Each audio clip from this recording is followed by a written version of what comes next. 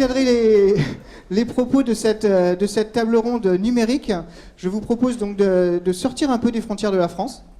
On va sortir un petit peu des sujets qu'on a l'habitude de voir comment nos voisins européens traitent le sujet de la rénovation énergétique, comment ils l'envisagent.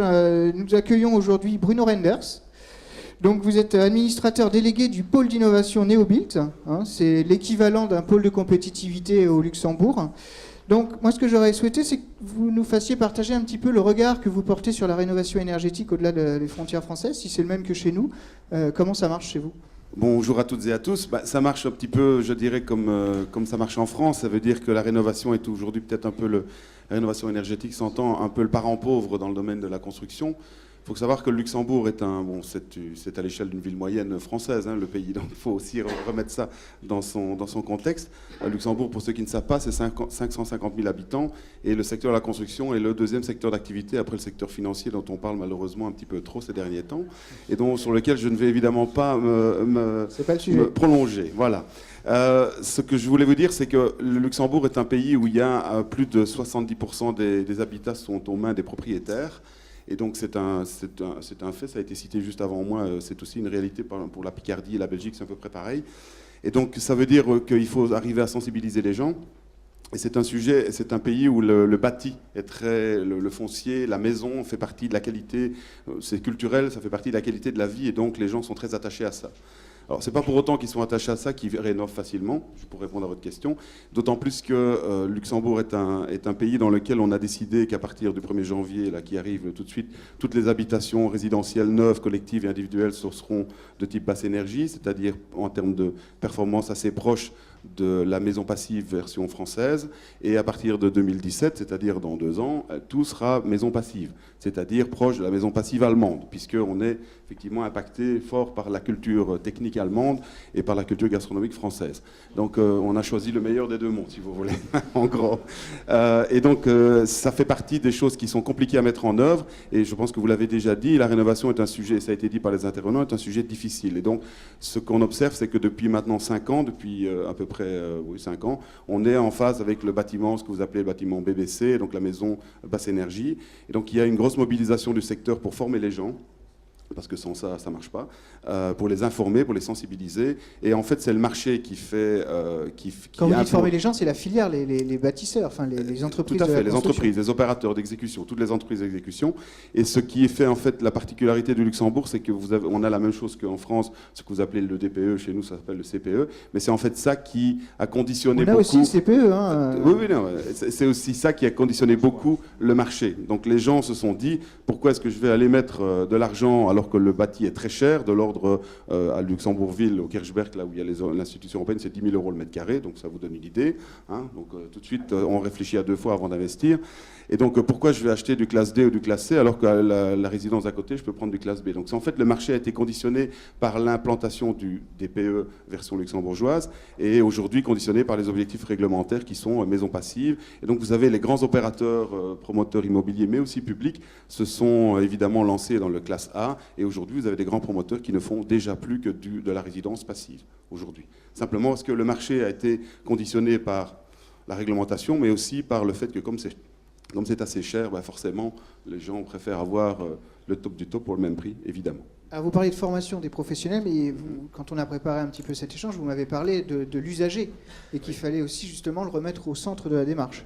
Oui, c'est ce que nous pensons, et on est évidemment, vous ne l'avez pas dit, mais Neobilt est une initiative privée du secteur de la construction, donc c'est un pôle, à l'image du pôle de compétitivité, c'est un pôle d'innovation, c'est d'ailleurs le seul à Luxembourg, mais c'est une boîte privée qui appartient au secteur, en l'occurrence à ce que vous appelez en France la FNTP, la FFB et la CAPEP. Ces 3 organismes similaires, sans rentrer dans les détails, ont créé une série de sociétés qui sont leurs opérateurs dans différents domaines, dont on aura peut-être l'occasion de reparler. Neobilt est un de ceux-là, et il est focalisé sur l'innovation. Mais vous parliez de l'usager, nous pensons effectivement que si on ne met pas l'usager au centre du dispositif, parce que finalement c'est lui qui utilise le bâtiment, qu'il soit bâtiment ou bureau, on est face à un petit souci. Et ce que nous disons très souvent, c'est qu'à Luxembourg, on achète un appartement à 500 000 € et on reçoit une clé et un document d'avocat qui précise que si dans les 15 jours vous n'avez pas payé les 3% qui manquent, vous allez avoir des soucis.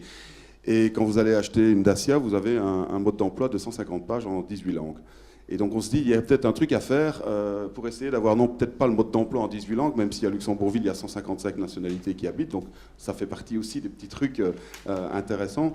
Et donc on travaille sur des sujets comme par exemple développer une appli, un outil moderne pour le mode d'emploi du bâtiment, en sachant très bien qu'il n'y a pas deux bâtiments qui sont effectivement tout à fait les mêmes, quoique avec la réglementation, ils ont tendance à tous se ressembler, et en sachant que les promoteurs font tous des choses qui sont particulières. Donc voilà, et ça pour nous c'est important de remettre l'usager au milieu du dispositif, parce que si vous allez dans les pays nordiques, et on a fait quelques voyages là-bas, vous constatez probablement que les gens sont beaucoup moins individualistes que nous ne le sommes.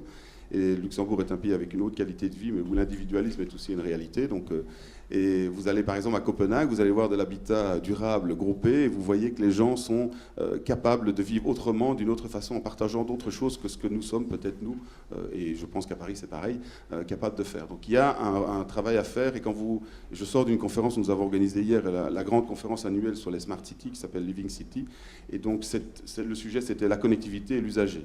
Justement, c'est pour ça que le sujet d'actualité.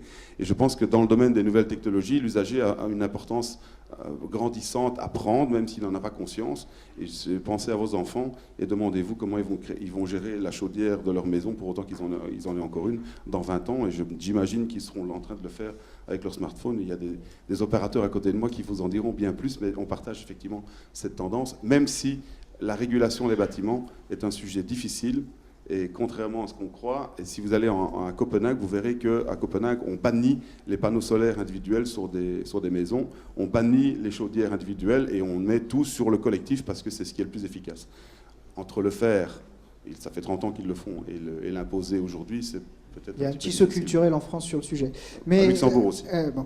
Et le numérique, alors dans tout ça, vous avez commencé à parler d'applications, mais concrètement, c'est quoi ? Mais moi, je pense que nous sommes engagés, on n'a pas présenté de structure, mais nous sommes engagés dans différents piliers. L'innovation, c'en est un, c'est NeoBuild. La formation, c'en est un. Nous avons créé l'Institut de formation du secteur du bâtiment il y a maintenant une douzaine d'années. On a une agence de conseil en énergie. J'ai écouté avec beaucoup d'attention ce que les orateurs précédents ont raconté sur leur accompagnement personnalisé et individualisé. Je pense que quand on regarde la France de l'extérieur, on dit que vous avez une grosse dette, mais si effectivement le secteur public accompagne chacun par la main pour aller faire, je comprends que la dette soit là. Parce qu'à Luxembourg, c'est pas comme ça que ça marche. À Luxembourg, il y a des aides et il y a des bureaux d'études privés qui font les calculs pour les gens. Donc je trouve ça vraiment intéressant, mais je me dis... Comment faites-vous ? Ça, c'est la question que je me suis posée. Mais la question, c'était de regarder comment ça se passe chez vous, pas forcément que vous fassiez... Vous voyez que j'entends bien retourner avec des idées. Mais pour répondre à votre question, donc, on a créé récemment, puisque le numérique prend une grande importance, il prend une grande importance sur les chantiers. Le BIM, la maquette numérique, ce sont des choses qui deviennent des réalités, pas encore à l'échelle de la maison individuelle. Par contre, nous avons créé une start-up qui va être active, qui a été créée au mois de juillet, donc c'est assez récent, mais qui est active dans le domaine de l'application des nouvelles technologies, soit pour la performance énergétique, pour le professionnel, pour l'accompagner sur le chantier, je vais vous donner un exemple, soit pour l'usager, c'est l'exemple de l'application que je vous ai donné. Par exemple, nous travaillons sur un sujet de comment est-ce qu'on peut amener de l'intelligence numérique et du numérique, de la réalité augmentée sur un chantier de rénovation énergétique avec un installateur et qu'il ne soit plus obligé d'enlever ses gants et d'ouvrir son ordinateur pour autant qu'il en ait un, ou son mode d'emploi dans lequel il manque 3 pages et qu'on l'équipe peut-être, et vous allez sans doute sourire, mais d'un système apparenté ou apparentable à des Google Glass en se disant tiens, est-ce qu'on ne peut pas être plus efficace, plus rapide, avoir le geste juste en accompagnant les gens. On travaille sur ce sujet et ça c'est notre vision pragmatique de l'application du numérique dans les métiers de la performance énergétique. Merci pour cette vision extra. Merci à vous. Cette vision extranationale, je vous propose de revenir en France et de traiter toujours de cette innovation. Je me tourne maintenant vers donc monsieur Ami. Vous êtes maître de conférence à l'Université Paris-Sud et vous travaillez au CNRS dans le cadre d'un laboratoire qui s'appelle le LIMSI. Alors, vous aussi, vous mettez l'utilisateur au centre des locaux, de la réussite de la transition énergétique. Pour vous, comment ça va se traduire concrètement sur le marché pour l'ensemble des opérateurs, ce point-là ?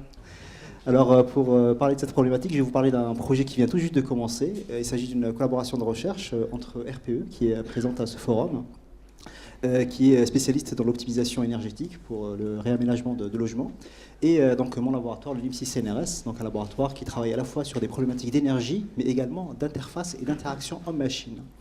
Et donc l'objectif de ce projet est d'essayer d'exploiter un ensemble de facteurs humains, que je vais vous expliquer dans quelques instants, pour à la fois concevoir le logement le plus adapté aux besoins de l'utilisateur, pour le piloter également d'une manière dynamique en fonction de l'évolution des besoins de l'utilisateur, mais également pour faire évoluer le comportement de l'utilisateur vers un comportement éco-responsable. Donc les fameux facteurs humains sur lesquels on va se pencher, on peut les regrouper en deux grandes catégories. Donc on a ce qu'on appelle les facteurs physiologiques. C'est l'ensemble des mécaniques, chimiques, mécaniques, biologiques, etc., qui régissent le fonctionnement du corps. Et donc dans ce projet, on va s'intéresser particulièrement aux mécanismes de la perception sensorielle, la vision, la peau pour percevoir par exemple la température, l'humidité, etc. De l'autre côté, on a les facteurs psychologiques. Donc, ils sont gérés par les centres nerveux, par le cerveau, par la moelle épinière, etc. Et donc ils sont chargés en partie d'interpréter les différents signaux qui vont venir des retours sensoriels. Et il faut savoir qu'au niveau du cerveau, les modalités s'influencent beaucoup. Je vais vous donner un exemple qui va vous parler. La perception de la température qui se fait avec la peau, elle est très influencée par le retour visuel. Donc, si vous changez le retour visuel en changeant l'intensité de l'éclairage ou en changeant la couleur, on peut faire influencer la perception subjective de l'individu de plusieurs degrés, jusqu'à une dizaine de degrés. Voilà, c'est des choses importantes à savoir. Et donc l'objectif de ce projet est de prendre en considération l'ensemble de ces facteurs, à la fois pour concevoir le logement le plus adapté aux besoins des usagers, besoins en termes de confort thermique, en termes d'accessibilité, etc. D'adapter également le logement d'une manière dynamique aux besoins d'utilisateurs qui peuvent évoluer au cours du temps. Parce que nos besoins, le matin, l'après-midi, le soir, sont différents. Les besoins, en fonction des saisons, sont bien sûr différents. Et plus généralement, nos besoins évoluent au cours du temps, au cours de notre vie. Les besoins d'un enfant sont différents de ceux d'un adulte ou d'une personne âgée. Et donc la démarche de notre projet, elle est très simple. Elle consiste à s'inspirer d'un domaine à qui les facteurs humains ont beaucoup apporté. Il s'agit de l'informatique personnelle. Voilà, c'est un domaine qui a émergé à la fin des années 70, début des années 80. Et tout de suite, il y a eu des sociétés qui ont compris le rôle du facteur humain dans la conception des systèmes informatiques. Je parle de Xerox, je parle d'Apple. Donc pourquoi les facteurs humains? Pour concevoir des systèmes qui soient à la fois performants, mais également utilisables. Dans cette notion d'utilisabilité, il y a plein de facteurs. Il y a une notion de performance, il y a une notion d'ergonomie, etc. Et donc voilà, la preuve du succès de leur démarche, c'est qu'aujourd'hui, on a tous un smartphone dans la poche pour consulter nos mails ou une tablette pour lire des journaux, même si on n'est pas informaticien. Donc, et pour arriver à ce résultat, ils ont dû faire des recherches pour comprendre comment l'humain perçoit l'information sur les écrans, comment l'humain utilise sa motricité pour contrôler la souris, etc. Et donc voilà, toutes ces connaissances ont été ensuite injectées dans le développement des systèmes informatiques qu'on connaît. Notre démarche va être assez proche. Donc, on va également étudier les facteurs psychologiques et physiologiques, mais cette fois-ci avec un point de vue plutôt énergétique, confort thermique, accessibilité, etc. On va par exemple s'intéresser à la perception thermique, parce que c'est le grand sujet aujourd'hui. On va étudier comment l'homme perçoit la température en fonction de facteurs extrinsèques, comme par exemple les conditions climatiques, la météo par exemple, mais également en fonction de facteurs intrinsèques, l'état psychologique de la personne, qui est très très important, parce qu'une personne qui est stressée ou irritée n'a pas les mêmes besoins qu'une personne qui est dans un état émotionnel normal. On va s'intéresser également à comment le cerveau combine les différentes informations pour créer l'information, les différents stimuli pour créer l'information de température, d'humidité, etc., de confort et tout. L'ensemble de ces recherches vont nous permettre d'aboutir à quelque chose de très important, ce sont des modèles. Donc des modèles qui vont modéliser ces différents comportements physiologiques, psychologiques. Et ces modèles, donc pratiquement mathématiques, on va pouvoir dans un premier temps les imbriquer, les rajouter aux modèles d'optimisation énergétique que certaines entreprises utilisent aujourd'hui pour intégrer cette fameuse brique humaine dans l'optimisation énergétique du logement. Alors à côté de ces recherches, on va mener d'autres recherches qui se pencheront sur le développement d'un certain nombre d'outils. donc des capteurs, des systèmes de traitement qui permettront d'accéder en temps réel à différentes données physiologiques, cognitives, etc. Par exemple, la température du corps, le rythme cardiaque, tout simplement la nature d'activité. Et l'ensemble de ces données, on va les utiliser pour piloter d'une manière précise, efficace et optimale les différentes variables de contrôle de votre logement, c'est-à-dire le chauffage, c'est-à-dire l'humidité par exemple du logement, l'éclairage, l'aération, etc. Ou enclencher tout simplement une alarme. Alors, je terminerai par 3 points. Alors, dans ce projet, on a 2 principaux défis. Le premier défi, c'est de rendre le fonctionnement de tout ce que je viens de vous expliquer, ces systèmes, ces capteurs doivent être positionnés dans l'environnement, intégrés à nos vêtements, aux objets qui nous entourent. Voilà, ça commence à devenir une réalité aujourd'hui. Donc l'objectif, c'est de rendre tout ce système, donc de capteurs, de systèmes de traitement, des modèles, etc., complètement transparent à l'utilisateur. Donc il ne s'agit pas de demander à l'utilisateur de programmer une interface compliquée. Le deuxième défi, alors j'ai commencé à en parler au tout début, il s'agit de développer une sorte de compagnon, d'agent virtuel, qui serait désincarné, c'est le terme scientifique, c'est-à-dire qui sera éclaté dans l'environnement et qui va essayer de nous inciter à changer de comportement. Donc il y a plein de recherches dans le domaine de la psychologie cognitive, par exemple les technologies persuasives ou la médiation émotionnelle, etc., qui ont largement fait leurs preuves, par exemple pour développer des systèmes de formation pour les pompiers ou plus généralement pour la société civile. Et donc on va utiliser ces techniques à travers un agent virtuel qui sera en gros présent un peu partout et qui va nous inciter à changer progressivement avec pédagogie notre comportement. Donc par exemple, voilà, quand il va vous voir que le chauffage est trop élevé, qu'on n'est pas très habillé et qu'il y a un pic de consommation, c'est-à-dire aux alentours de 19h, il faut se dire, voilà, vaut mieux s'habiller et il va nous expliquer pourquoi. Et donc voilà, progressivement, le comportement de l'utilisateur va évoluer. Ça va plaire à mes enfants, ça.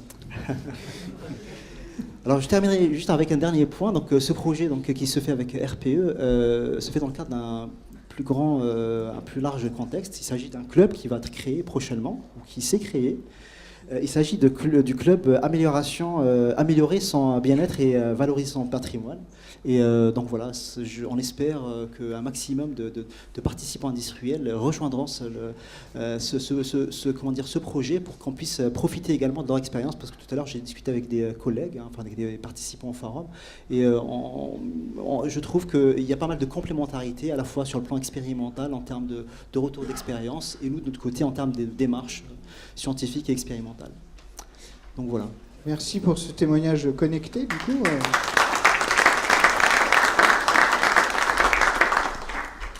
Alors connecté, on va le rester avec vous, Monsieur François Corrèze. Alors vous êtes consultant, expert numérique, notamment pour Orange.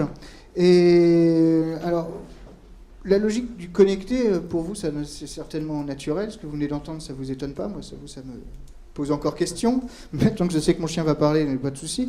Mais pour vous, comment le numérique, justement, et tout ça va permettre cette maîtrise de l'énergie et de le faire efficacement? C'est vraiment un outil efficace pour ça? C'est un outil très efficace. J'étais passionné par ce que vous avez dit, parce que je pense que c'est l'innovation et l'avenir. Et moi, je vais plus vous parler de ce qu'on fait aujourd'hui dans le bâtiment, des impacts sur la filière du bâtiment et les impacts sur la rénovation énergétique. En fait, je voulais commencer par une anecdote, un petit exemple. On parlait de Lambesc tout à l'heure. Je me demandais si à chacun d'entre vous, on vous demandait de prendre une grosse voiture sans compteur, sans affichage de la vitesse, sans GPS, et on vous demande de faire Paris-Lambesc. Tout le monde trouverait. Tout le monde trouverait. La question, c'est à quelle vitesse allez-vous rouler? Et je pense que nombreux d'entre nous l'apprendraient quand ils recevraient le PV chez eux. Et enfin, c'est un exemple que je voulais vous donner pour vous dire que c'est l'effet qu'on a assez souvent quand on reçoit la facture d'énergie, c'est-à-dire qu'on reçoit une facture après coup et sur laquelle on ne peut pas agir. Donc ça, c'est un des points que je voulais souligner. Et pour moi, c'est un point très important de la mise en œuvre du numérique dans le logement.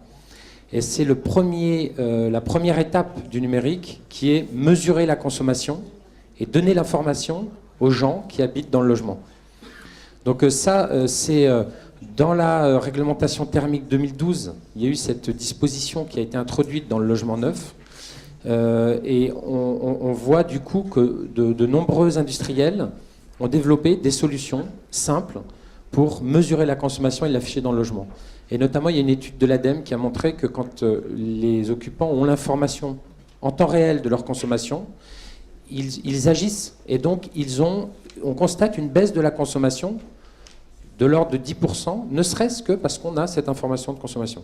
Mais simplement mesurer, ça ne suffit pas. Alors voilà, là on mesure, on doit donner l'information. Et ce qu'on constate dans les expérimentations qu'on a menées avec des vrais gens, en faisant des focus group, en leur posant la question, c'est que souvent ils regardent ça un mois ou deux, ils sont intéressés, ils passent à autre chose.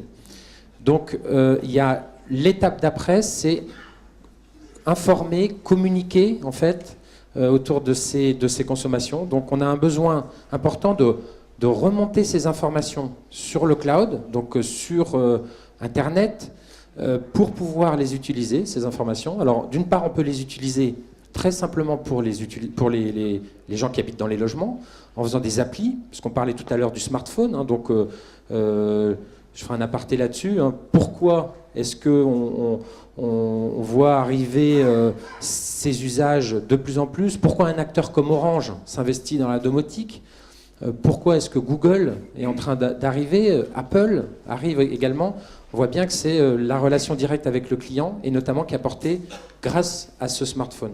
Donc on voit tous les jeunes qui utilisent ça, mais pas que les jeunes. Donc moi je regarde ma banque sur mon smartphone, je fais mes virements. Vous êtes jeune. Ouais. Merci. Et donc, on a envie de voir ces informations de consommation. Et l'autre avantage de remonter les informations de consommation, là, on va plus parler de bailleurs sociaux, parler de syndics de copropriété, parce que grâce à ces informations, on peut faire de la répartition de charges, tout simplement. Et alors, là, Orange agit beaucoup. On pilote l'installation, là, en fait. Pardon ? On est dans du pilotage d'installation, du coup. Alors non, là on est vraiment dans la remontée de l'information sur Internet et l'usage de ces informations. Et donc là, là Orange agit énormément sur la partie fibre optique. C'est un point très important, puisque le réseau de fibre optique, c'est un réseau qui est très stable et qui permet de remonter beaucoup de données, dont des vidéos et énormément d'informations sur le cloud. Et alors aussi, on a des actions sur l'hébergement des données. Et alors la troisième étape, c'est effectivement agir. Hein, vous êtes informé, vous avez envie d'agir. C'est des choses très concrètes. Hein, moi, je vous parle de choses très concrètes que je vois avec les clients. C'est combien ça me coûte de faire cuire un poulet. Combien ça me coûte de prendre un bain. Voilà, enfin, pour les enfants notamment. Donc, quand ils ont cette information, ils ont tout de suite envie d'agir. Est-ce que je peux gérer mon chauffage de façon plus efficace? Est-ce que je peux surveiller mes fuites d'eau, etc. Et là, on arrive dans la domotique, qui est pour moi l'évolution naturelle de cette démarche. Hein. Donc c'est mesurer, informer et agir. Et là, on a des systèmes, et là où on se retrouve, évidemment, on va aller vers des systèmes experts, des systèmes d'intelligence artificielle, qui vont être capables d'analyser le comportement des gens et d'améliorer le fonctionnement de l'habitat. Alors, très concrètement, le chauffage, les lumières. Donc par exemple, je ne suis pas là, le chauffage se met en mode veille. Je vais aux toilettes la nuit, la lumière s'allume automatiquement, mais avec une luminosité réduite pour ne pas m'éblouir, etc. Et je veux compléter là un point extrêmement important, et c'est ce que disait monsieur tout à l'heure, c'est la personne, l'usager, l'utilisateur, le client, au centre du système, parce que ce qu'on constate, et ça on l'a constaté plusieurs fois dans les tests qu'on a fait, si vous mettez un système qui prend la main sur votre logement, et c'est pareil dans le tertiaire, dans le bureau, on voit immédiatement que les gens débranchent le système. C'est insupportable. Genre, vous n'avez pas du tout envie que la lampe s'éteigne de façon impromptue, alors vous êtes... Voilà. Bon. Donc il faut un système qui soit capable d'analyser, de mieux gérer le chauffage, mais qui soit qui laisse la main à l'utilisateur et à son comportement. Donc l'utilisateur au centre, c'est vraiment la clé du succès pour que ça marche. Parce que là, Ouais. vous parlez au futur, donc maintenant, il va falloir qu'on parle bientôt au présent, donc il faut qu'il soit au centre de la démarche. Oui, alors ce dont on parle ici, c'est très concret, très présent, puisqu'on travaille également avec des promoteurs immobiliers qui installent ces systèmes dans le neuf. Vous parliez de Vinci, notamment, Bouygues aussi, enfin d'autres acteurs de l'immobilier. Et dans la rénovation aussi, on installe ces systèmes. Et pour vous dire, en fait, en quoi, pour nous, quels sont les facteurs clés de succès de ces systèmes, comment ça marche, comment ça marchera, je dirais qu'il y a un point très important, c'est que pour une fois, ce sont des métiers très divers qui doivent travailler ensemble. Les télécoms, l'informatique, le bâtiment. Et donc il y a un enjeu très fort de travailler ensemble. Et ensuite, on a parlé d'innovation, donc pour moi ça c'est crucial aussi évidemment. Et le dernier point, c'est effectivement impliquer les particuliers dans l'utilisation de ces systèmes, parce que évidemment... C'est le mode d'emploi de la Dacia dont parlait monsieur tout à l'heure. Exactement. Philippe Herbulot, vous êtes directeur marketing et commercial au sein du bureau d'études Cardinal Ingénierie.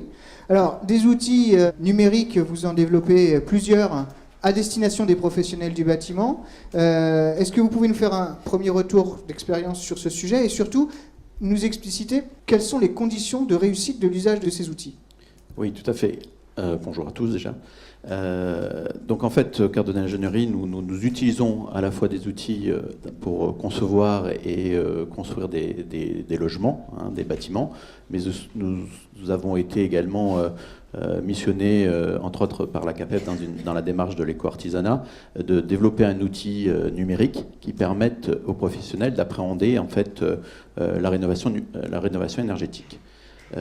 Or, un petit témoignage là-dessus, c'est-à-dire qu'on peut avoir un super outil et les conditions, on en a beaucoup d'ailleurs, je pense en France, on voit un certain nombre de systèmes domotiques qui permettent de donner l'information, d'automatiser, mais comme vous l'avez dit très certainement, il y a une convergence d'éléments qui vont faire que la notion de rénovation énergétique, pour ce cas-là, ça prend ou ça prend pas.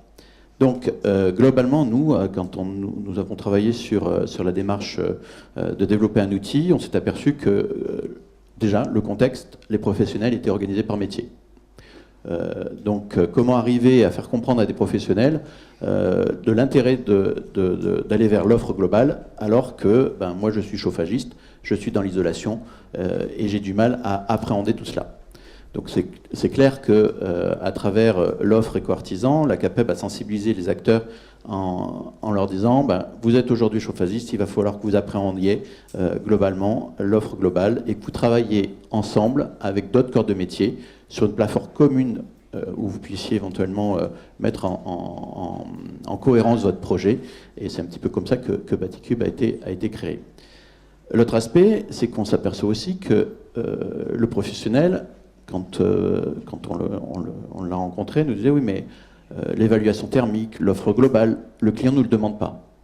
Ce qui veut dire aussi que l'artisan, qui a plutôt une démarche plutôt technique, et lorsqu'il va rendre son offre, avait tendance à donner une liste de prix avec des produits les uns derrière les autres, on se retrouvait avec une note de 15-20 000 euros, et le particulier, voire avec même un financement à 80%, ça nous est arrivé, le particulier ne signait pas. Ce qui veut dire que globalement, il faut faire en sorte que l'utilisateur s'approprie son projet. Et s'approprie non pas d'une manière où on va imposer une notion d'économie d'énergie. D'ailleurs, dans le système d'économie d'énergie, on va dire, monsieur et madame Michu, vous allez économiser l'énergie, je vais vous aider à le faire, mais avant, vous allez dépenser 20 000 euros. D'accord ? Donc il y a aussi une démarche commerciale et marketée qu'il est nécessaire d'avoir au niveau de l'offre. L'autre aspect, on s'est aperçu que les clients étaient en phase pour éventuellement investir entre 7 à 15 000 euros, c'est le prix moyen sur une cuisine, par exemple, dans des salles de bain. Par contre, la rénovation énergétique, pas bien perçue. Donc l'idée d'impliquer le client dans sa démarche était importante.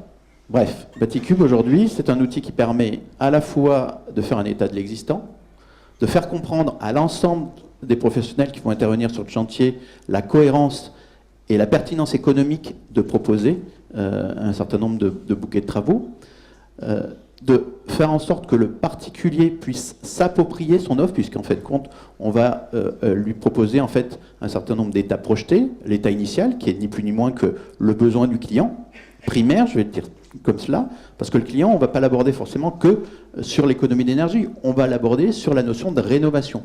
Et sur cette notion de rénovation, on va intégrer la notion d'accessibilité, suivant l'âge de la personne, la notion de confort, qui est l'ouverture de baies vitrées, et quelque part, on va porter, en fait,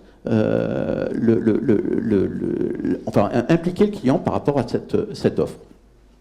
Donc, c'est le premier niveau. Deuxième niveau, on va amener aussi le professionnel à travailler sur des labels de BPC Finergie, pardon, de niveau de performance existant. Ce qui va permettre, en fait, de voir que par rapport à l'offre financière de base auquel il escomptait et il n'avait pas forcément d'aide associée à cela, le fait d'aller chercher des labels, des objectifs, va permettre de financer par le biais d'aides supplémentaires son projet et d'une manière moins onéreuse que l'état initial. Donc ça aussi, c'est des éléments intéressants d'aborder tout ça et d'avoir cette approche-là. Ensuite, on se dit, mais c'est vrai que l'outil, aujourd'hui, ça marche. Par contre, ce qui est intéressant, et c'est ce qu'on a vu sur la précédente table ronde, c'est qu'il faut créer en fait un écosystème qui va permettre, au niveau des territoires, au niveau du grand public, au niveau des professionnels, pour créer cette dynamique et massifier cette rénovation. Et ça, c'est réellement important. On parle de guichet unique, on parle de guichet multiple avec plusieurs entrées. Aujourd'hui, ce qui est important, c'est ça, c'est cet écosystème. Et les territoires, je pense, doivent être l'élément structurant qui va permettre, en fait, d'aboutir à une rénovation réussie. En fait, c'est vraiment de la transversalité, de l'ouverture et, je dirais, casser les silos dont vous parliez tout à l'heure en introduction. Tout à fait. Alors, il y a beaucoup de solutions qui peuvent être mises en œuvre suite à ces prises de conscience. Et le rôle des fabricants sur le sujet est important. Il y a beaucoup de fabricants sur aussi bien des solutions code, process. Et on a la chance d'en avoir un aujourd'hui parmi nous avec Sébastien Meunier. Sébastien Meunier qui est directeur du marché de la performance énergétique chez ABB France. Et donc Sébastien, quand on a travaillé un petit peu sur la conférence, vous m'avez dit que pour vous, bon bien entendu vous parliez de l'utilisateur, mais que la performance pour l'utilisateur c'était un 2+2. Un 2+2 ça veut dire quoi pour... Merci pour l'introduction. Ouais, bah ouais. Alors, juste en deux mots, donc effectivement ABB c'est un fabricant de technologies pour l'énergie. Et donc on retrouve nos technologies pour sécuriser, pour transporter et évidemment pour piloter l'énergie.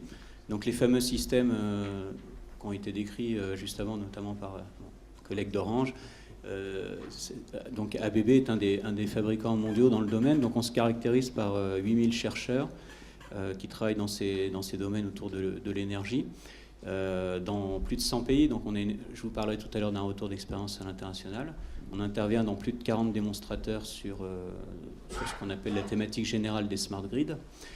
Et on se caractérise aussi par un centre de production et de R&D qui est basé en France, à Toulouse, précisément dans les logiciels pour la gestion des bâtiments. Donc c'est effectivement un gros apport pour du numérique dans la performance énergétique.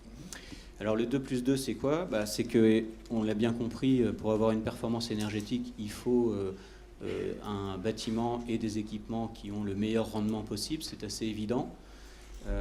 Donc ça c'est un premier axe. Le deuxième axe c'est que, et ça a été aussi évoqué, le rendement seul ne suffit pas, faut-il avoir le bon pilotage de ces équipements, que ce soit du bâti ou des équipements à l'intérieur de l'habitat. Donc ça c'est mon premier 2, c'est-à-dire qu'il ne faut pas oublier, mais ça commence à être relativement acquis maintenant et certainement merci à la déclinaison de la directive européenne et de la RT 2012, c'est-à-dire qu'on a pris conscience au travers du comptage que effectivement c'était pas idiot de piloter, donc ça commence à être acquis, même si les technologies qui permettent de piloter elles sont relativement anciennes, on appelle ça des automatismes. Mais maintenant, on commence à pouvoir en faire, grâce au numérique, des applications sous un autre angle. Donc dans ce pilotage-là, par contre, il y a deux enjeux qui apparaissent. Le premier, ça va être lié à la modification du mix énergétique. Bon, on parle de rendement, mais quand on parle de rendement et de résultats obtenus, évidemment, c'est par rapport à un prix constant de l'énergie, puisque à la fin, ce qui nous intéresse, c'est combien on a consommé et combien ça a coûté finalement. Donc la modification du mix énergétique, ça va introduire une proportion de plus en plus importante d'énergie variable. À partir de là, combien ça coûte à quel instant peut commencer à prendre une coloration, une importance dans les choix que je vais pouvoir opérer. Donc vous savez qu'il va y avoir quelques dizaines de millions de compteurs communicants qui vont être déployés. Un des enjeux pour l'ensemble de la filière, ça va être de développer de la valeur autour de ces informations sur l'état du réseau et la tarification qui peut en découler, mais aussi les nouveaux services qui vont être autorisés par ces modifications du réseau. Je pense à la recharge intelligente du véhicule électrique, ou je pense au stockage d'énergie ou à l'autoconsommation. Donc tout ce pan-là n'est pas dépendant de la performance du bâti ou de la performance de la chaudière. C'est dépendant de la façon dont on utilise l'énergie. Et le deuxième enjeu, c'est les systèmes d'information, le numérique. Ça va avoir pour objet de permettre de donner aux occupants la capacité de piloter, je vais le dire autrement, d'arbitrer et de faire les choix qui lui semblent les meilleurs en termes de confort, de sécurité, évidemment d'économie d'énergie, ça en fait partie. Mais on voit bien que là, on se dégage de la seule problématique de l'efficacité énergétique. On est aussi dans le confort perçu, on en a parlé tout à l'heure. Et donc ça, c'est vraiment un enjeu qui apparaît clairement. Donc c'est compter, piloter, utiliser, arbitrer, les 2+2. Voilà, exactement. Hein, pour faire synthétique. Des exemples concrets de ce 2+2 Alors, je vais vous parler de deux exemples. Un à l'international, donc, qui se passe en Suède sur le Royal Seaport. Pour vous donner une comparaison avec quelque chose qu'on connaîtrait en France, ça ressemble étrangement à l'aménagement des quartiers nord de Marseille, là où on transforme une zone portuaire en une zone moderne d'habitat, de commerce et de tertiaire. Donc là, sur cette zone de Royal Seaport, en fait, il y a tout un programme immobilier. Et depuis 2 ans, en fait, on expérimente justement cette fameuse connexion au grid. Donc là, en l'occurrence, on parlera plutôt d'un microgrid, c'est-à-dire d'un système énergétique, une boucle locale à l'échelle du quartier. Dans cette expérimentation, notamment, on a mis en place un thermostat dit intelligent. Alors pourquoi il est intelligent ? Parce qu'il va faire de la proposition de valeur à l'occupant suivant effectivement l'état énergétique de production locale, notamment d'énergie renouvelable, et au travers d'une simple indication, va proposer à l'utilisateur des changements de consigne, par exemple. Alors ce qu'on a pu observer, c'est que avec cette technologie, on avait des performances énergétiques qui étaient incomparablement meilleures que s'il n'y avait pas ce système, voire même dans certains cas bien meilleures, même si la performance du bâtiment était, on va dire, moyenne. Donc ça nous a permis de valider en fait que quand on mettait à disposition de l'information, on avait des changements de comportement, mais également qu'il ne fallait pas en mettre trop d'informations, parce que sinon, comme on l'a dit, l'utilisateur débranche le système. Un autre retour d'expérience, c'est plus près de chez nous, à Nanterre, dans un écoquartier qui s'appelle Hoche. C'est un démonstrateur qu'on appelle Smart Hoche.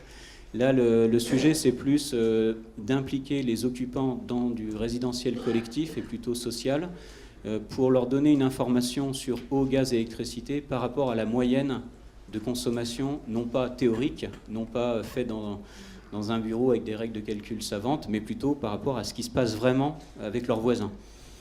Et donc là, à partir de là, on met en place un programme d'incitation avec des green points qui vont transformer le comportement qui est en dessous de la moyenne de ma résidence, tout simplement par des bons d'achat et de l'animation autour de ça. Le plus important, c'est que l'utilisateur peut garde le contrôle de son habitat, et on voit bien que l'arbitrage de l'étudiant ou du salarié au SMIC ne va pas être le même que celui du cadre ou de la personne à la retraite. Donc on va faire du cas par cas au comportement, en fait. c'est du cas par cas parce que c'est l'utilisateur qui décide et c'est vraiment ça qui est le plus intéressant. Et j'en termine parce que je sais que le temps passe vite.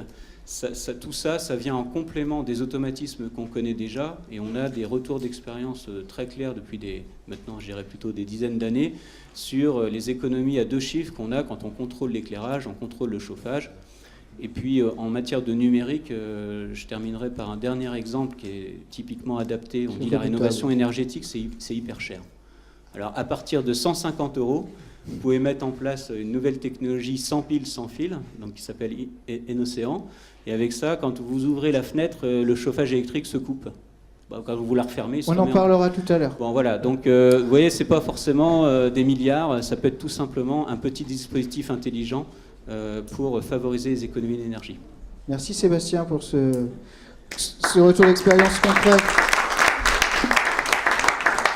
Alors pour clôturer cette table ronde sur le numérique, on va descendre encore un petit coup la filière du bâtiment et après les fabricants, on va s'intéresser aux distributeurs. Patrick Wenzal, donc vous êtes directeur projet efficacité énergétique pour le groupe Point P et le groupe Point P a développé justement une interface pour les professionnels du bâtiment. Est-ce que vous pouvez, alors je sais que vous avez une petite démo super rapide, mais pour juste qu'on comprenne comment ça marche. J'ai essayé de faire moins de 5 minutes pour rattraper peut-être une minute. Vous allez y arriver même. Ça va pas être très sympa pour vous parce que je vais me mettre face à l'écran parce que je ne vois pas, mais je me retournerai tout à l'heure. Donc tout d'abord, cette application, déjà un petit contexte, on l'a développée en fin 2011 et une grande partie de l'année 2012 pour ensuite après l'implanter dans certains de nos points de vente. Le groupe Point P, c'est l'enseigne Point P, parce que le groupe c'est plus large, mais l'enseigne Point P Méthode Construction, c'est 900 points de vente en France. Et nous avons aujourd'hui 111, pour être très précis, je suis ça tous les jours, 111 points de vente aujourd'hui qui portent ce système-là et nous en aurons 200 à la fin de l'année 2015. Donc cette application au départ elle avait une vocation pédagogique, interne, comment faire monter en compétence nos propres collaborateurs sur la maîtrise de la RT 2012, sur la rénovation énergétique et sur la présentation des solutions performantes. Et puis on s'est rendu compte très vite qu'en la mettant en face des utilisateurs, c'est-à-dire les professionnels et les artisans, ils y voyaient eux aussi un intérêt, ne serait-ce que eux apprendre dans un premier temps, et dans un deuxième temps, et c'est comme ça qu'on l'a développé, vous allez voir les derniers développements, dans un deuxième temps, on pourrait arriver aussi à convaincre des particuliers d'aller vers une rénovation énergétique en appréhendant différents types de solutions, et puis en plus en pouvant régler les curseurs pour montrer qu'une solution plus performante amène des performances plus performantes, améliore le confort, et c'est pas forcément hors de prix, on en parlait tout à l'heure. Alors la petite démonstration, cette introduction faite, donc ça s'appelle, dans notre compte à nous, ça s'appelle Zoé, mais c'est parce qu'il fallait lui donner un nom, ça voulait dire efficacité énergétique pour la partie EE. Voilà l'écran, donc je vais passer très vite sur ce contexte-là. Donc tout d'abord, on rentre sur une notion de zone géographique. Donc là par exemple, j'ai saisi le département 19, Corrèze. Il y a une différence de hauteur, donc en fonction de la différence de hauteur, là où je me trouve, la température va augmenter si j'augmente en altitude. Et puis je vais ici la saisir, je me baisse, l'année de construction, parce que ça va être là aussi variable en fonction de la caractéristique de la maison. Une fois qu'on a fait toutes ces données-là techniques, on arrive à un bilan. Donc vous voyez, c'est un bilan qui ressemble à ce qu'on a l'habitude de voir, sur la consommation et puis sur le rejet de CO2. Quand on clique sur le détail, on va avoir les données techniques poste par poste, et là on va parler de kilowattheure, parce que ça parle à des professionnels. Un particulier va se contenter de ce genre de choses. L'important sur ce diagramme-là, c'est la répartition des déperditions. On a besoin donc de cette puissance-là pour combler ces déperditions et pour garder une température de 19 conventionnelle dans la maison, puisqu'on est sur des maisons. Donc une fois qu'on a ça, on a le constat, on dit bon c'est bien, c'est pas terrible en l'occurrence, mais qu'est-ce que je peux faire ? Donc on va simuler cette fois-ci des travaux. Donc on a isolé 4 postes de travaux qui sont donc l'isolation des combles, des murs, des planchers, des fenêtres et également une intervention, une action sur la ventilation et sur le chauffage. Et donc on va simuler, je ne sais pas mis dans tous les écrans, on va simuler les différents types de travaux. Donc je ne parle de solutions, je ne parle pas de produits, même si nous sommes des vendeurs de produits. Je ne parle de solutions. Tout de suite, je propose des solutions assez performantes que je peux moduler, à augmenter ou descendre. J'ai un calcul qui se fait en temps réel sur les économies d'énergie, que je vais traduire en euros, et un indicateur un peu subjectif sur le confort. Ça me donne un bilan financier sans les aides fiscales ou avec de l'aide fiscale, en l'occurrence dans ce cas que j'ai saisi. En économisant la fourchette entre les deux, c'est-à-dire 20 000 € de travaux, j'économise dès le premier mois, lissé sur 10 ans, 39 €. Alors sous les conditions que les gens des collectivités ont ont annoncé, et c'est très intéressant de voir le travail qu'ils font, de pouvoir toucher les aides, non pas 6 mois, 8 mois ou 10 mois après avoir fait les travaux, mais de pouvoir les intérêts, de l'intérêt du tiers de financement, de toutes les solutions que j'ai entendues tout à l'heure, et qui nous semblent très intéressantes. Ça, c'est un bel exemple de l'accompagnement justement du professionnel pour l'aider à monter en compétence, comme le disait Philippe tout à l'heure, pour mieux vendre son approche et accompagner lui-même son client. Voilà, donc complémentairement à ça, j'ai dépassé. Complémentairement à ça, effectivement, on accompagne donc les artisans à se servir de ça, comme le fait la CAPEB, et qui veut faire rentrer le monde artisanal dans le numérique, qui est, comme vous l'avez vu, une démarche pas à pas structurée d'approche technique et commerciale des solutions à mettre en place. Nous faisons ça, nous proposons aussi ces services-là pour nos artisans, et puis nous les accompagnons autour de formation, puisque nous avons déjà formé 6000 artisans en formation FIBAT pour les amener vers le RGE. La montée de compétences, à notre niveau, nous négoce. Je pense que c'est notre grosse pierre à apporter à l'édifice.